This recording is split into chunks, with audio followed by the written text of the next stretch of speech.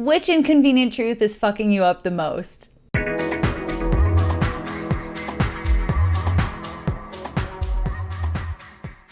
On February 24th, Mercury, the planet of intellect and communication, arrives in a jittery square with Uranus. Now, both of these planets energize us.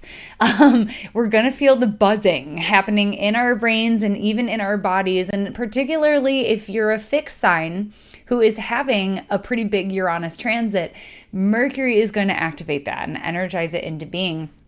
And one thing that this aspect can do that's pretty positive is that it can help us to break a holding pattern, whether we've been kind of just like going over the same scenario over and over again, because especially the fixed signs, you have to be really sure.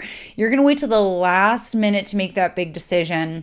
And this Uranus transit is helping you to do the brave thing.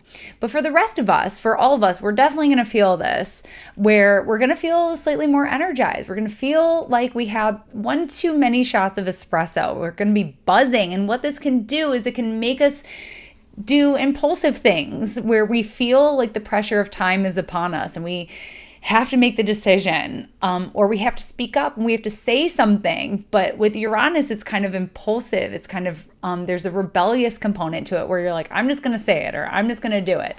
So watch kind of what's rolling off the tongues, because it definitely shakes things up. But if you can stand it, wait to make the big decision, unless this is the big nudge. You've been marinating on it for a while. But don't do the hasty decision. Wait till next week when Mercury actually conjoins with Saturn. That's going to do something else. That's going to bring the clarity. But what this aspect is here to do is to give us the nudge, to shake things up, to say, hey, we got to change something soon. This is uncomfortable.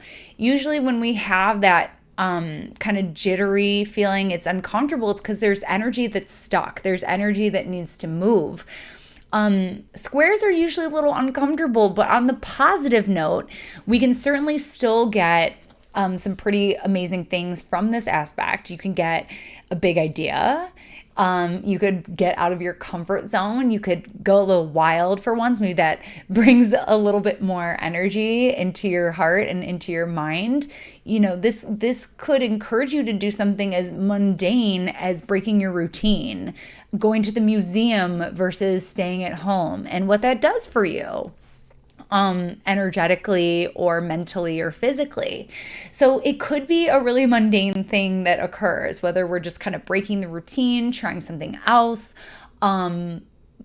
just doing something out of the ordinary, something that you wouldn't otherwise do, something that's a little bit rebellious. Maybe you're little bit more forward in your email.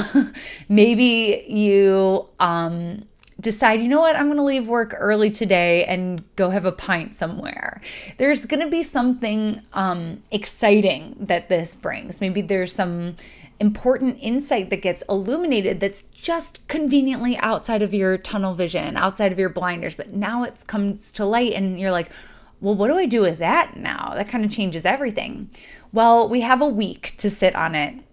And you know, this is Mercury sort of retracing its steps in a way. We've been working with this energy for a while because Mercury, when it stationed retrograde, was right in this square with Uranus. So there was something about breaking our perception up a little bit, because Mercury in Aquarius, very confident with what they think is the truth, or thinking that they're right. And so the square to Uranus might say, you don't have all the facts. And yeah, there's alternate viewpoints to consider. So there's something about shifting the way that we think, or thinking about information, or thinking about how we're planning the infrastructure of something that is being broken open on some level. So this could be bringing up some themes from the middle of January when the retrograde began. But yeah, where are you feeling like you have to make the big change? Where are you feeling like you have to break free from something? Where does the plan or the infrastructure, where is it starting to feel really oppressive? And we've been meditating on this for some time. It was here in January. Here it is again. We'll know for sure what to do next week unless some other people who aren't watching the astrology are just kind of setting those balls in motion because they're feeling that anxiousness.